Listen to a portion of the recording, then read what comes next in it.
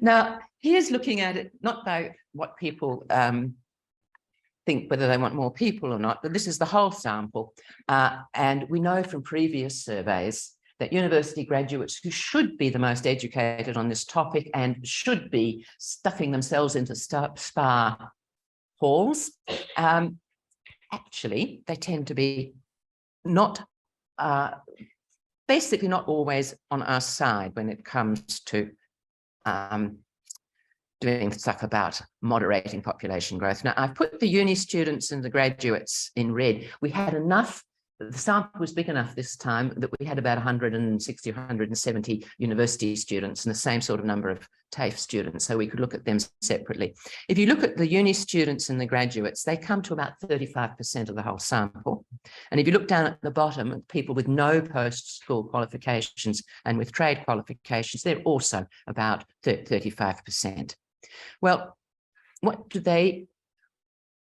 people think about immigration when we're looking at it by level of education? Now, in the slides about immigration, I'm now just going to show the people who either want the very high numbers, the 240,000 a year or more, or who want nil net migration. So we're looking at the two extremes, pro-growth and anti-growth.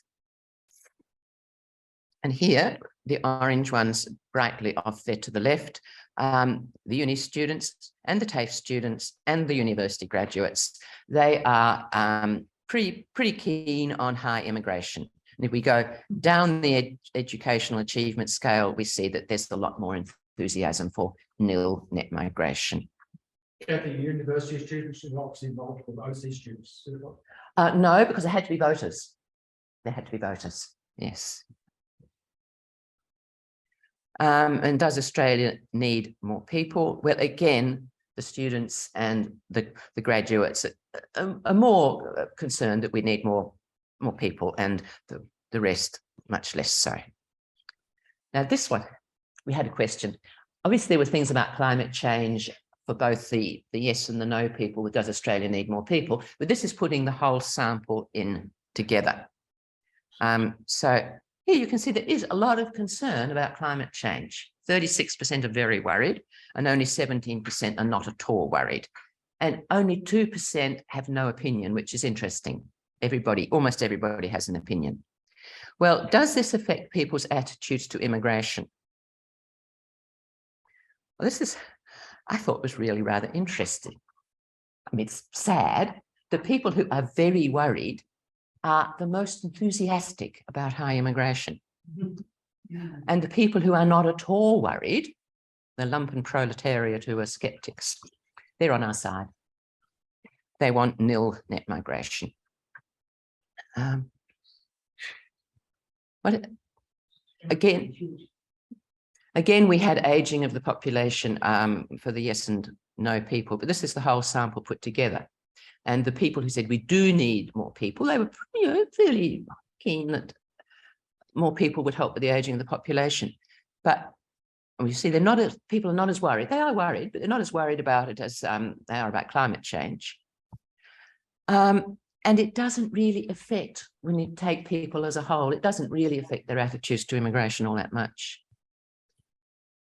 Now, as we've been talking about this morning and hearing about this afternoon, people of our conviction and our farsightedness are often accused of being racist. And so what do the migrants who are already here, and remember these are people who are on the electoral roll, they're enrolled to vote, what do they think? Well, ESB stands for English-speaking background countries. The rest, I think, is self-explanatory. English-speaking background migrants and migrants from Europe are keener on nil net migration than are the Australian-born. And when we look at the more recently arrived migrants, most of the ones from Asia and South America and Central America and so forth, they also, they would prefer nil net migration to the very high levels. We had a question, we haven't asked this one before, we found it in somebody else's survey and we borrowed it. It's not plagiarism to borrow someone else's questions.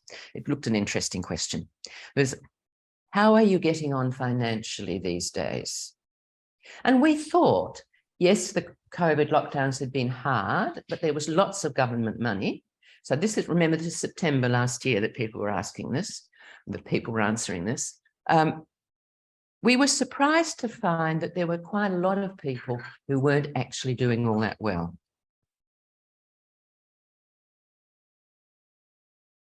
So you can see there are 16% who are either finding it quite difficult or finding it very difficult. And if we add those to the people who are just getting by, we have 55% who are okay. They're either living comfortably or they're doing all right, and 45% who are not. And that was September last year. And with the increases in the cost of living, etc., you can think that if we were to run that question again, we would get a lot more people. And there it is in graph form. Well, what happens when we ask them about immigration? As you can see here, living comfortably, that's all right, isn't it? Interesting ethnics around, and house values going up. That's good. I've got an investment property or two that will work out all right. So they're mildly in favour of high migration. But when we move down the scale, we find that the proportions of people who want nil net migration increase. And again, when we look at it, by does Australia need more people, that gradient is even clearer. Well, now, here is something, we've asked it on all 5 of our surveys, because like everybody else here, we're really interested in who is it that thinks that if you ask questions about immigration being too high, it must be because you're a racist. So these were the questions that we asked.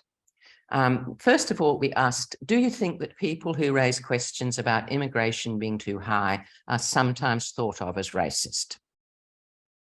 There were 3 possible answers: yes, no, and don't know. Well, the ones that said yes are the ones we're really interested in. So we flipped them through to another question. If yes, this is because they usually are racist, or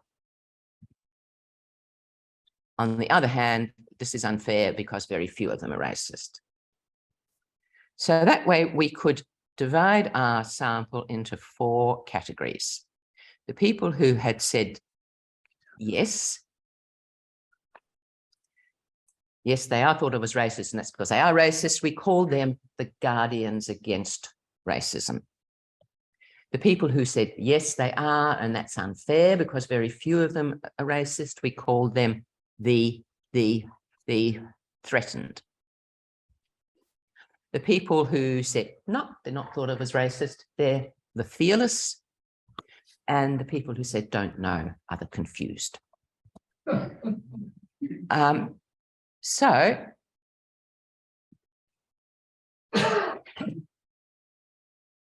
how many of them are there?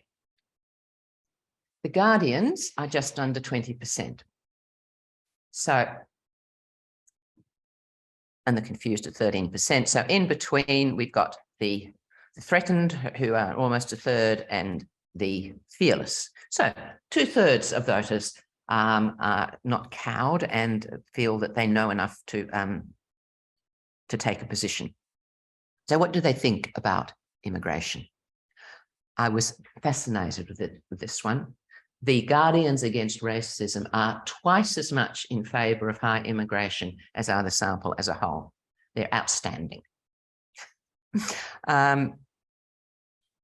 And the threatened and the fearless are much more in favour of nil net migration, and the confused, well, we don't know what they think really.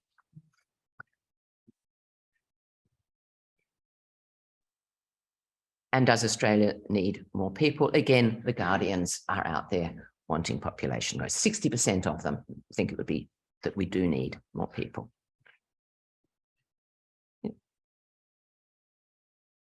So there we are. Questions?